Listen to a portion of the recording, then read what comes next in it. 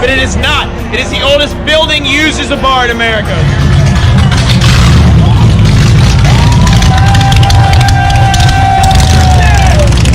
Also, the blacksmith shop here makes a signature drink known as the Voodoo Daiquiri. If you come here and have enough of those Voodoo Daiquiris, you may see one of the many ghosts that are known to haunt this very bar here.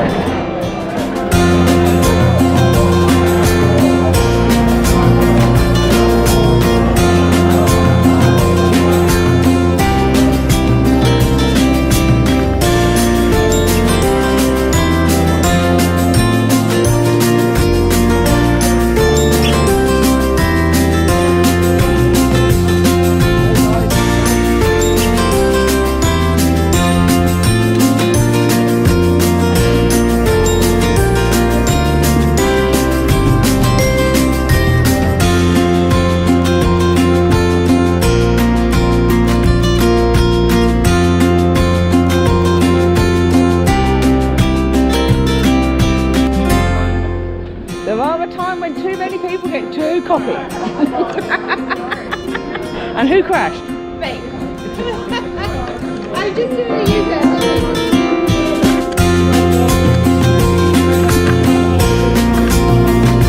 So what we have here is Esplanade Avenue. This is the far side of the French Quarter from Canal Street. The French Quarter is one big rectangle neighborhood. It's one big grid. Very easy to get around it.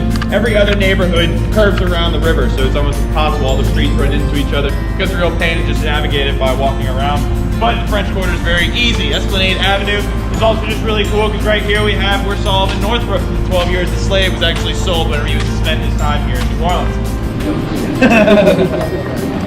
Alright, y'all, so we have now crossed over into the Marigny neighborhood. This is the second oldest neighborhood on this side of the river in the city of New Orleans. It was originally owned by the Marigny family who had a plantation on this land back in the 1700s and 1800s. This neighborhood is mostly residential. You'll find a lot of really cool architectures around here. Anything from the Shotgun House, the Creole Cottage, the Colonial Cottage.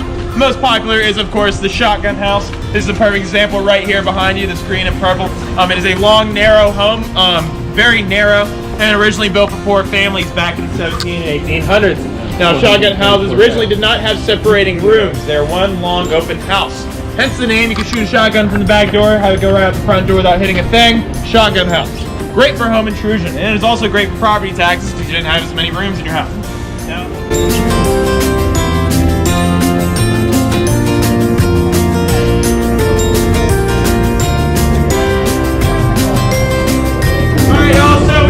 Bourbon Street, how filthy, disgusting, and full of debauchery and sin that it is. You don't want to walk down Bourbon Street with open-toed shoes, and you definitely want to throw away whatever shoes you wear at the end of the night while walking down Bourbon Street. But after you get done coming to Bourbon Street, you need to come here to Frenchman Street. This is the locals' alternative to Bourbon Street. Bourbon Street is known for all of its 80s, 90s rock cover band, club music. This street is all exclusively funk, blues, and jazz. So you're going to get that real New Orleans sound down here. As well as a bunch of different really good restaurants, including Dad Dog right here. We're going to get an alligator hot dog topped with crawfish etouffee, if you so wish. Absolutely amazing. Next to it, in the red building, is a restaurant known as Adolfo's Creole Italian Cuisine, some of the best Creole food in the city. And then next to it, which we're going to pass all this up in a second, is the local art market where you can go buy some really good local art for a decent price. And then finally, the Spotted Cat Music Club, the most popular music club on Frenchman Street. But just come around here, you're going to find all kinds of really good clubs all along this strip. So to spend a whole night down here, guys, it's definitely worth it.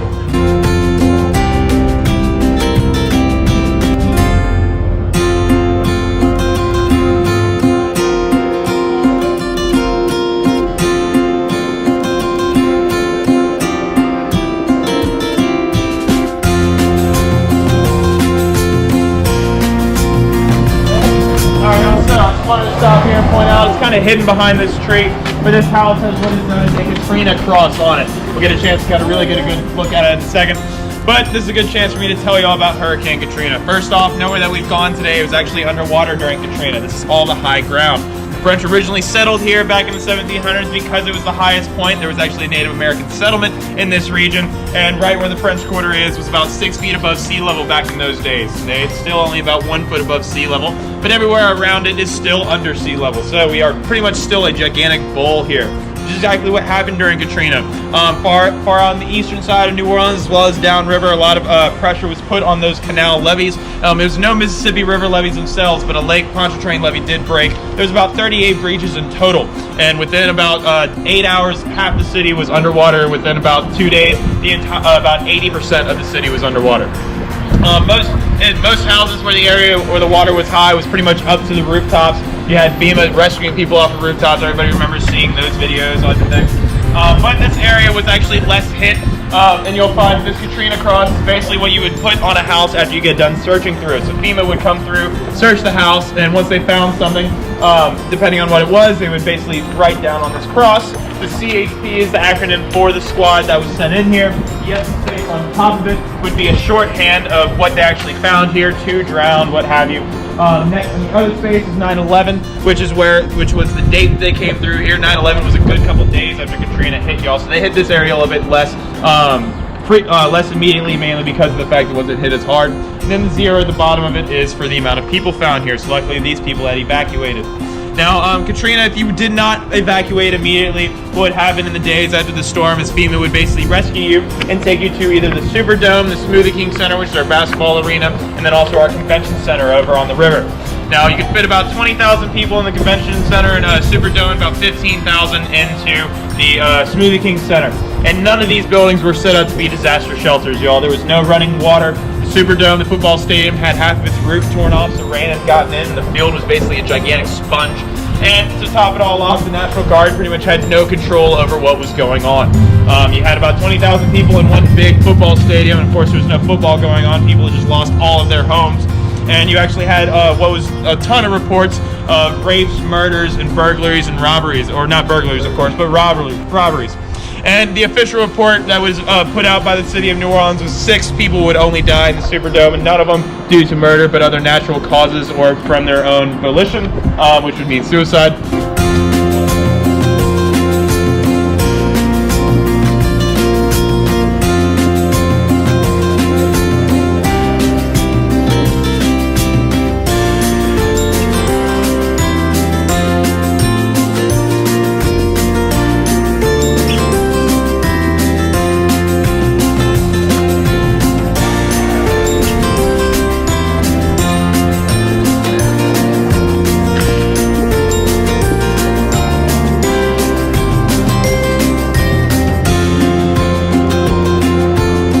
Has anybody in this group seen the TV show American Horror Story?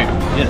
Alright, if you haven't, season 3 of the TV show is based on this mansion right here behind me. It is known as the Lalaurie Mansion, also known where some of the most gruesome cases of human torture ever imagined went on.